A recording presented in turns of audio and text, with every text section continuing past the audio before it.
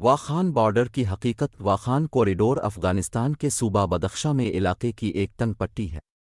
یہ کوریڈور مشرق کی طرف پھیلا ہوا ہے جو افغانستان کو چین کے سنکیانگ سے ملاتا ہے۔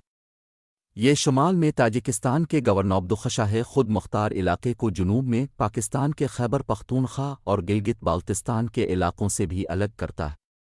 یہ اونچی پہاڑی وادی جو 4923 میٹر 16,152 فٹ کی زیادہ سے زیادہ بلندی تک پہنچتی، پنج اور پامیر دونوں ندیوں کا منبع جو مل کر بڑی ان کو دریا بناتا ہے۔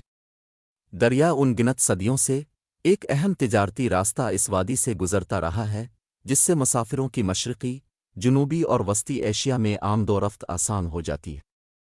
یہ راہداری 1893 میں برطانوی راج کے مورٹیمر ڈیورنڈ اور امیر عبد الرحمن خان کے درمیان ایک معاہدے کے بعد تشکیل دی گئی تھی۔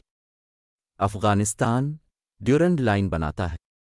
یہ تنگ پٹی روسی سلطنت اور برطانوی سلطنت کے درمیان بفر زون کے طور پر کام کرتی تھی۔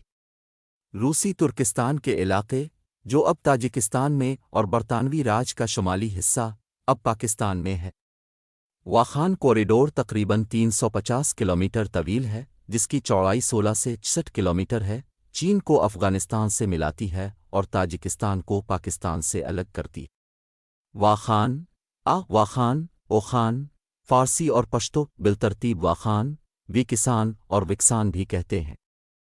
تاجک افغانستان کے پامیر، ہندوکش اور قراقرم کے علاقوں کا ایک ناہموار پہاڑی حصہ ہے، 92 کلومیٹر کا، لیکن حقیقت یہ ہے کہ پاکستانی طالبان کے ساتھ مکمل جنگ کے اعداد و شمار تک ایسا نہیں کریں گے۔ ہاں وہ ہیں تاجکستان کے ساتھ اپنے تعلقات کو مضبوط کرنا۔ اب اس 92 کلومیٹر کے علاقے میں امریکی، چینی، روسی، تاجکستان، طالبان سب کا اپنا اپنا ایجنڈا ہے، لیکن جس کا ایجنڈا پاکستان کے قریب ہوگا وہ کامیاب ہوگا۔